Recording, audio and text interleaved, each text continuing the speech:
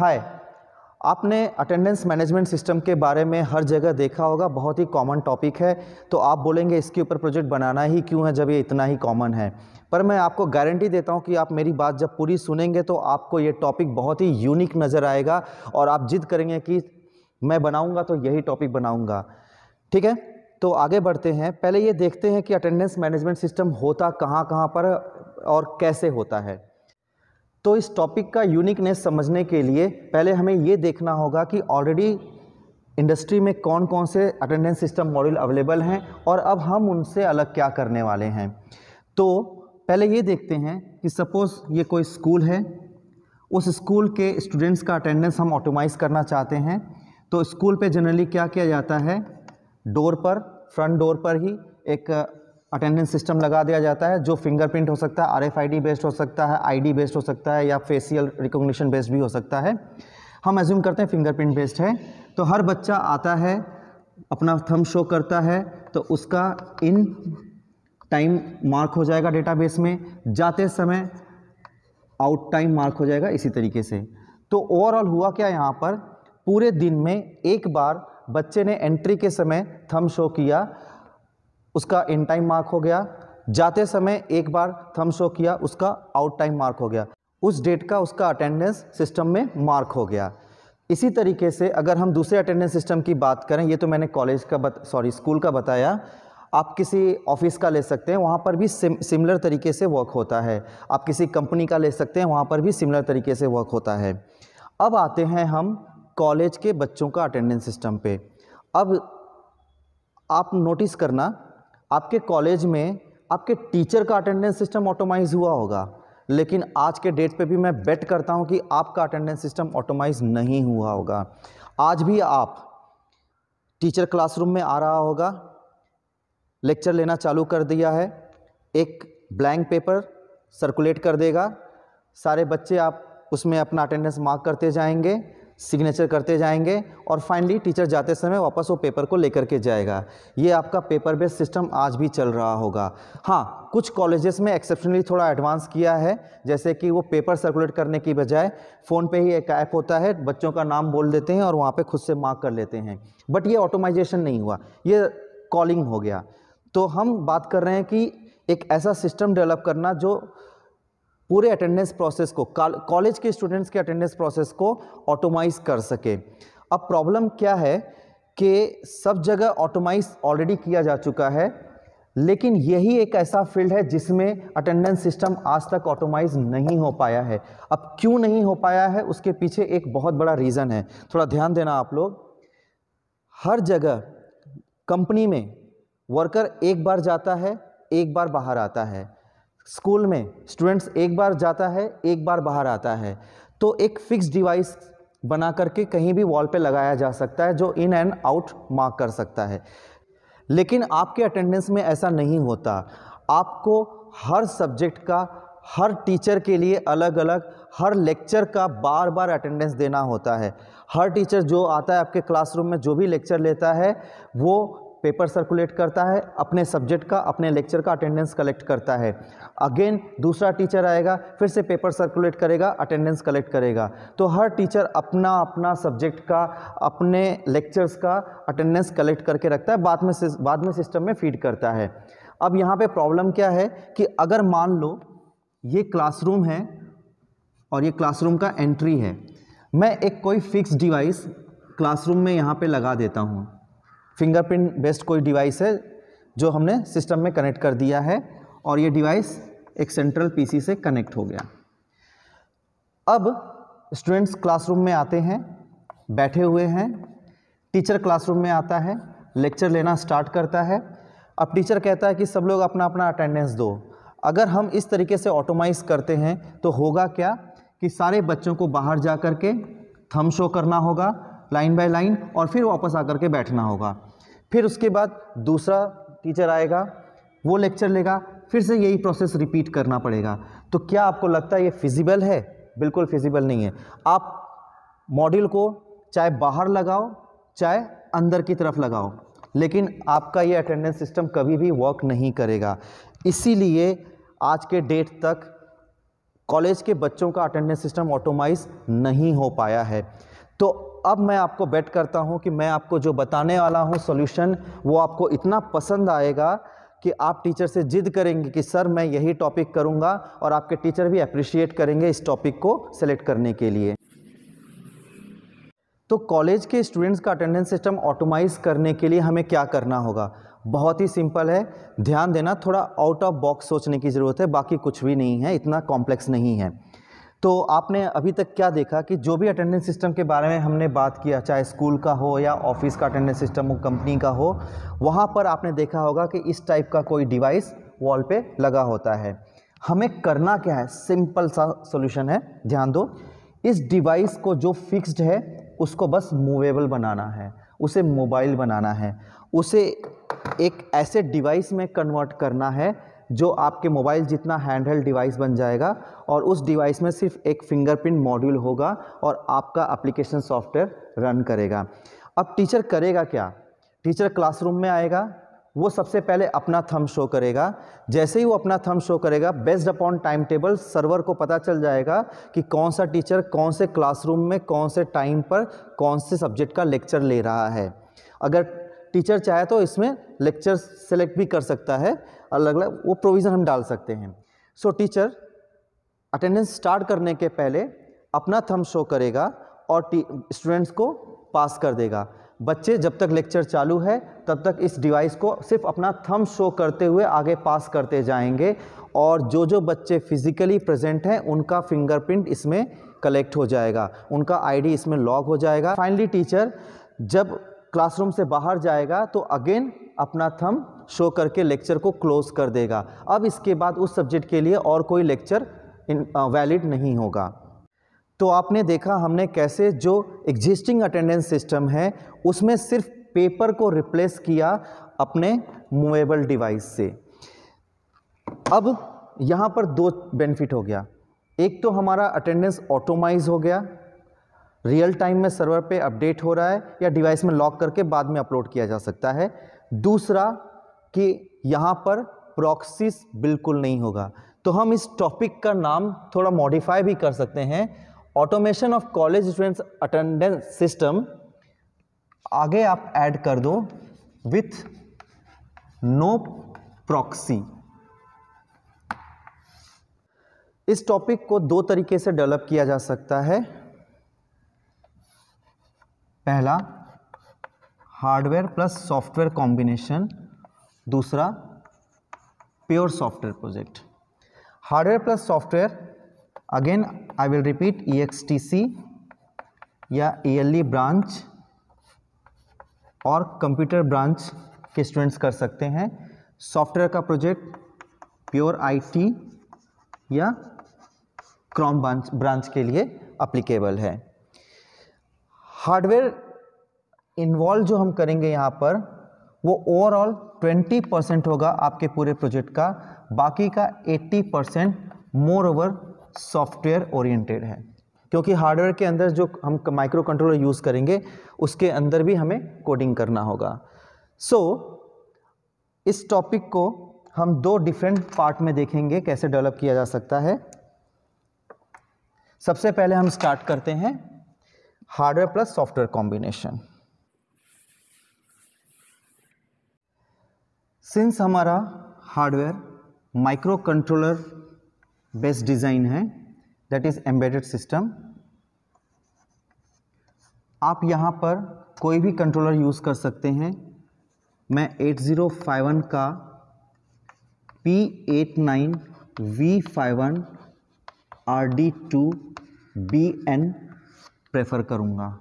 ये Philips company का controller है, थोड़ा हाई स्पीड कंट्रोलर है, ये 6 क्लॉक साइकिल पे वर्क करता है। अगर आप 8051 कंट्रोलर यूज़ नहीं करना चाहते हो तो आप ARM7 यूज़ कर सकते हो।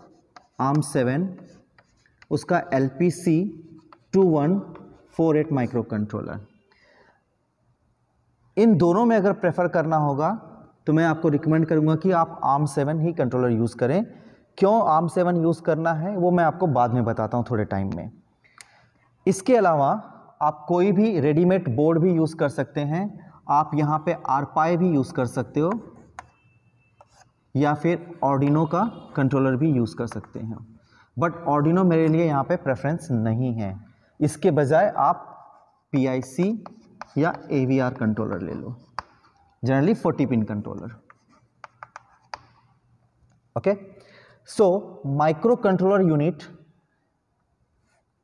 और उससे हम कनेक्ट करेंगे एक फिंगरप्रिंट मॉड्यूल, क्योंकि हमारे प्रोजेक्ट का इसेंशियल पार्ट फिंगरप्रिंट मॉड्यूल है, तो हम एक FP मॉड्यूल कनेक्ट करेंगे। मार्केट में बहुत सारे फिंगरप्रिंट मॉड्यूल्स अवेलेबल हैं, आप उनमें से कोई भी चूज कर सकते हैं जो सीरियल कम्युनिकेशन करता हो। सीरियल कम्युनिकेशन, आप जो भी फिंगरप्रिंट मॉड्यूल सेलेक्ट करेंगे उनके अंदर का प्रोटोकॉल, कम्युनिकेशन का प्रोटोकॉल लगभग 90% सेम ही रहने वाला है। नाउ फिंगरप्रिंट मॉड्यूल के साथ एक फिंगरप्रिंट स्कैनर कनेक्ट होता है, ये मॉड्यूल के साथ ही मिलेगा आपको फिंगरप्रिंट स्कैनर।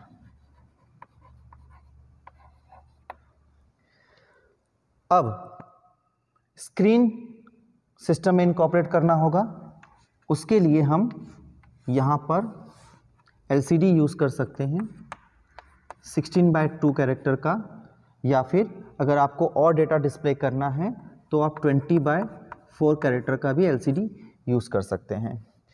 LCD के ऊपर हम वेरियस मैसेजेस डिस्प्ले करेंगे, जैसे कि लेक्चर स्टार्ट हो गया है, थंब सक्सेसफुल एनरोल हुआ है या नहीं, या आपका अटेंडेंस मार्क हुआ या नहीं, वॉट एवर, ऐसे बहुत सारे मैसेजेस हम यहाँ पे डिस्प्ले कर सकते हैं।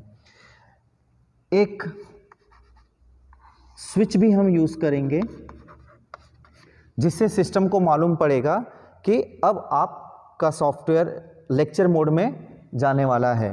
जैसे कि टीचर ने लेक्चर स्टार्ट करने के पहले स्विच प्रेस किया, अपना थंब शो किया और लेक्चर चालू हो गया है, डिवाइस सर्कुलेट हो रहा है, एंड लास्ट में finally again teacher thumb switch press करके अपना थंब शो करके लेक्चर को क्लोज करेगा। तो एक स्विच की रिक्वायरमेंट होगी। आप इसे एलिमिनेट भी कर सकते हैं सॉफ्टवेयर के लॉजिक से, बट आई विल प्रेफर कि आप एक स्विच एटलीस्ट यहाँ पे लगा के रखो। अब ये तो पूरा हमारा डिवाइस हो गया।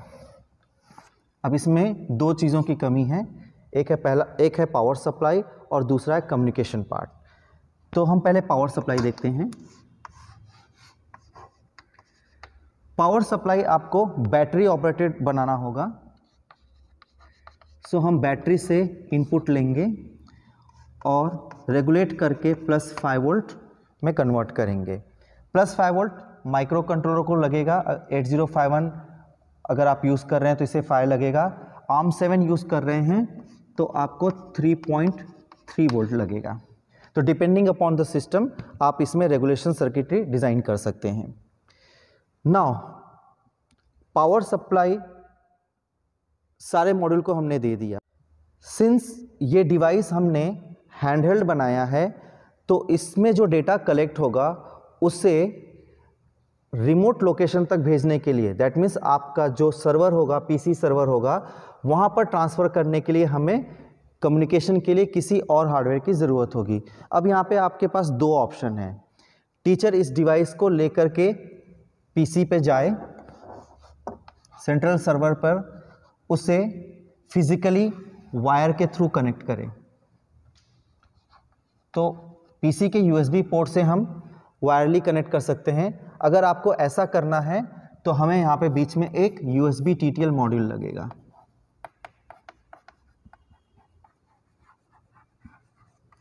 USB TTL मॉड्यूल का जॉब क्या है?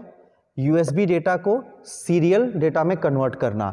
सिंस हमारा कंट्रोलर सीरियल कम्युनिकेशन ही कर सकता है, यहाँ पे USB कम्युनिकेशन नहीं है।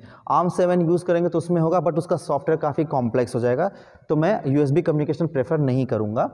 सो हम प्रेफर करेंगे कि सीरियली हम डेटा को PC पे अपलोड कर सकें। अब मैंने आपको बताया था कि ARM7 मेरा प्रेफरेंस क्यों है, वो मैं आपको बताने जा रहा हूँ।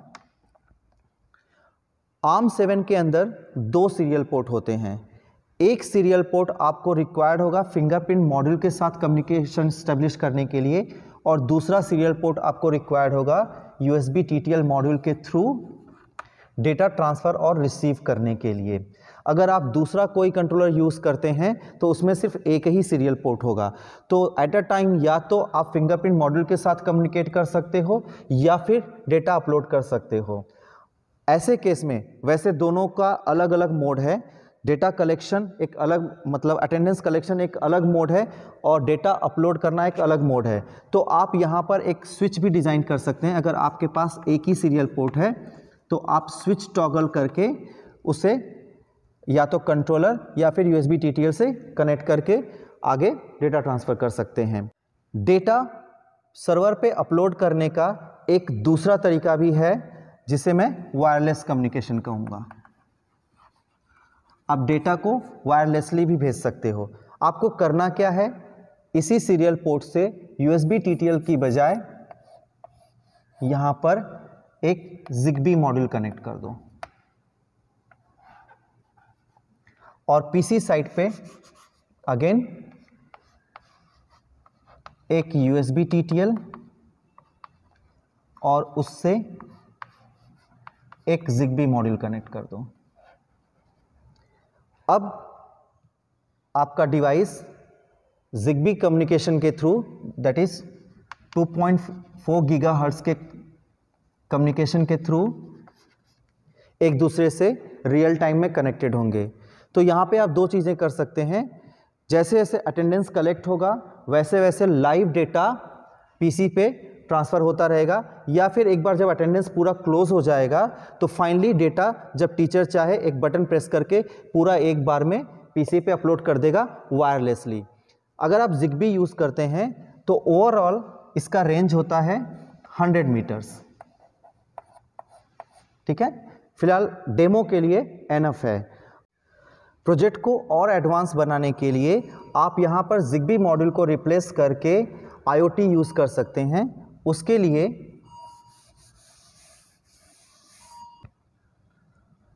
हम यहाँ पर ESP8266 मॉड्यूल यूज़ करके सिस्टम को वाईफाई नेटवर्क से कनेक्ट कर सकते हैं और डेटा को डायरेक्टली सर्वर पे पास कर सकते हैं। PC साइड पर हमें एक एप्लीकेशन डेवलप करना होगा जो मैं प्रेफर करूँगा कि आप VB.NET में डेवलप करें, और हमें डेटाबेस भी रिक्वायर्ड होगा। तो आप SQL सर्वर डेटाबेस यूज़ कर सकते हैं। आप कोई भी वर्जन लो, उससे कोई फ़र्क नहीं पड़ता है। VB.NET में इसलिए बार बार रेफ़र करता हूँ क्योंकि ये बहुत ही रैपिड एप्लीकेशन डेवलपमेंट में यूज़ होता है, बहुत ही फास्ट है, बहुत ही ईजी टू अंडरस्टैंड है और आप अपने प्रोजेक्ट को रैपिडली डेवलप कर सकते हैं। ये विजुअल स्टूडियो का एक पार्ट होता है। विजुअल स्टूडियो के अंदर VB.NET आपको मिल जाएगा। आप C#.NET में भी सेम प्रोजेक्ट कर सकते हैं या फिर आप जावा में भी कर सकते हैं, कोई फ़र्क नहीं पड़ता है। नाउ तो VB.NET के सॉफ्टवेयर में हमें करना क्या होगा, एक GUI डेवलप करना है जिसमें सबसे पहला टास्क होगा एनरोलमेंट का, मतलब हमारे सिस्टम में हर एक स्टूडेंट का, टीचर का फिंगरप्रिंट एनरोल करना। दूसरा टास्क होगा रनिंग मॉड्यूल एंड तीसरा टास्क होगा रिपोर्टिंग। रनिंग मॉड्यूल मतलब कि जब अटेंडेंस कलेक्ट हो रहा है या सिस्टम में अपलोड हो रहा है। Reporting finally at the end of semester, at the end of year teacher आपका डेटाबेस में से सारा रिपोर्ट जनरेट कर सकते हैं कि कौन से डेट पे कौन से लेक्चर में कौन से स्टूडेंट्स प्रेजेंट थे, या पर्टिकुलर सब्जेक्ट में अलग अलग बच्चों का क्या परसेंटेज अटेंडेंस है, वॉटएवर जैसा चाहिए वैसा आप रिपोर्टिंग कर सकते हैं। तो ये एक ओवरव्यू था कि हम हार्डवेयर बेस्ड इस सिस्टम को कैसे डिज़ाइन कर सकते हैं। इसके बाद हम देखेंगे कि अगर आप प्योर सॉफ्टवेयर में डेवलप करना चाहते हैं तो इस सिस्टम को कैसे डिज़ाइन किया जा सकता है। इसी प्रोजेक्ट को प्योर सॉफ्टवेयर बेस्ड बनाने के लिए हमें मोबाइल प्रोग्रामिंग से स्टार्ट करना होगा। मोबाइल के अंदर बिल्ट इन फिंगरप्रिंट मॉड्यूल जो अवेलेबल है आज के डेट पे, उसका API एक्सेस आपको यूज़ करना है। इसके बारे में डिटेल में आप गूगल पे सर्च कर सकते हैं कैसे किया जाए। एक बार आपको API एक्सेस मिल गया तो अब आप अपना GUI बेस्ड एप्लीकेशन आगे का डेवलप कर सकते हैं। इस एप्लीकेशन का जॉब क्या क्या होगा, connection with server,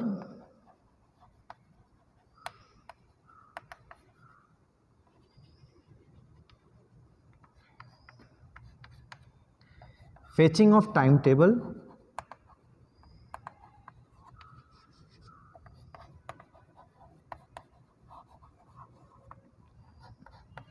lecture mode जिसमें टीचर कौन से सब्जेक्ट का लेक्चर ले रहा है सेलेक्ट कर सकता है और उसके बाद लेक्चर स्टार्ट करेगा। Fingerprint verification. अच्छा, फिंगरप्रिंट वेरिफिकेशन आपको मोबाइल साइट पे ही करना होगा। फिंगरप्रिंट वेरिफिकेशन अगर आप सर्वर साइट पे करेंगे तो ये टाइम कंज्यूमिंग प्रोसेस हो जाएगा।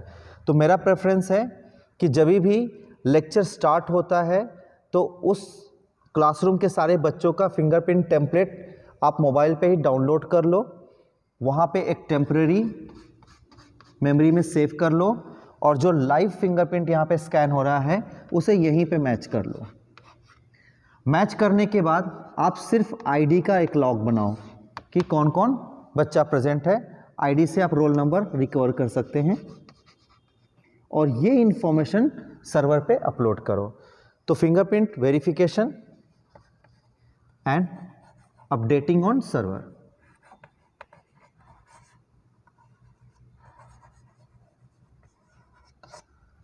एप्लीकेशन आप किसी भी सॉफ्टवेयर में डेवलप कर सकते हैं। एंड्रॉयड के लिए हम प्रेफर करते हैं एंड्रॉयड स्टूडियो, या आपको जो भी प्रेफर हो आप उस लैंग्वेज में कर सकते हैं। मोबाइल का सॉफ्टवेयर डेवलप हो गया तो आप पैरेलली पीसी साइड का सॉफ्टवेयर डेवलप करेंगे।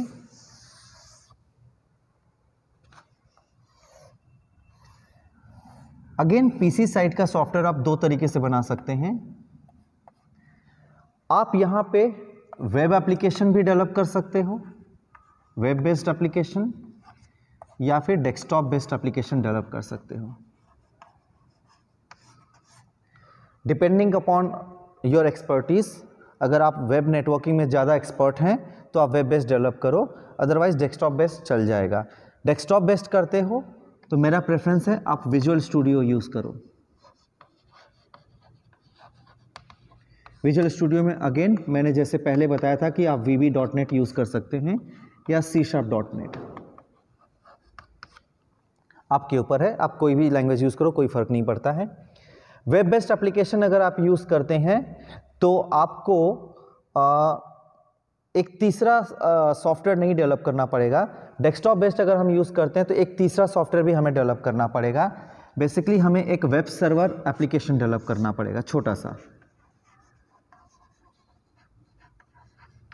Web server application. अब इस वेब सर्वर एप्लीकेशन का जॉब क्या होगा? मोबाइल से आने वाले पैकेट्स को कैप्चर करना और पीसी पे फॉरवर्ड करना, क्योंकि पीसी आपका एक नोड है, मोबाइल एक नोड है और ये आपका इंटरनेट पर है।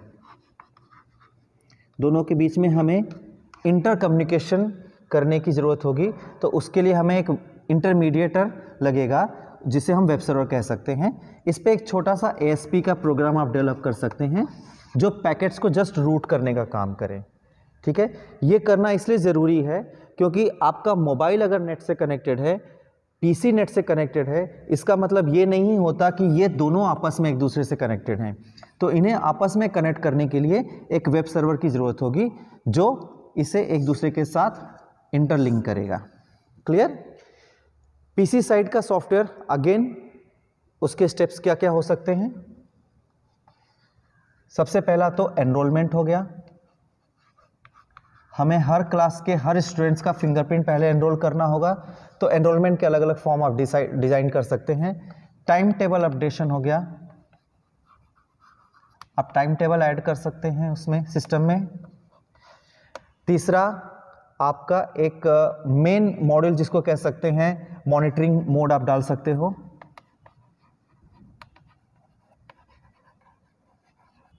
मॉनिटरिंग मोड के बाद यहाँ पर मैं अलग से एक डेटाबेस मोड भी बनाया था, डेटाबेस मैनेजमेंट। डेटाबेस मैनेजमेंट आपको करना होगा।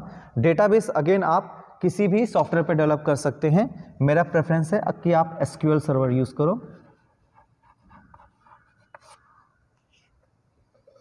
Fifth, report making.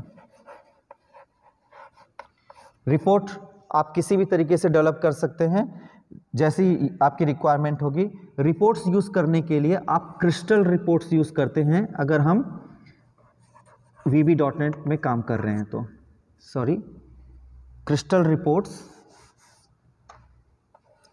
Crystal reports के बारे में डिटेल में समझने के लिए आप अगेन गूगल करके चेक कर सकते हो कि कैसे उसे यूज़ करना चाहिए।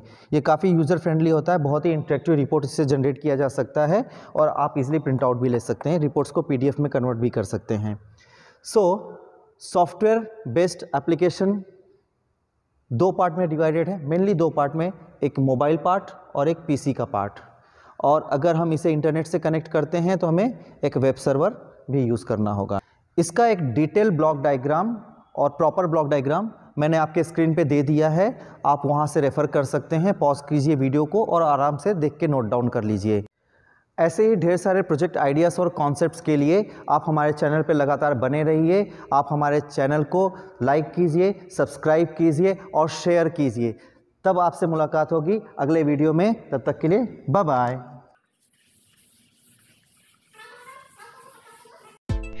ऐसे ही ढेर सारे प्रोजेक्ट आइडियाज़ और कॉन्सेप्ट के लिए आप हमारी वेबसाइट logicinsight.net पर विजिट कर सकते हैं।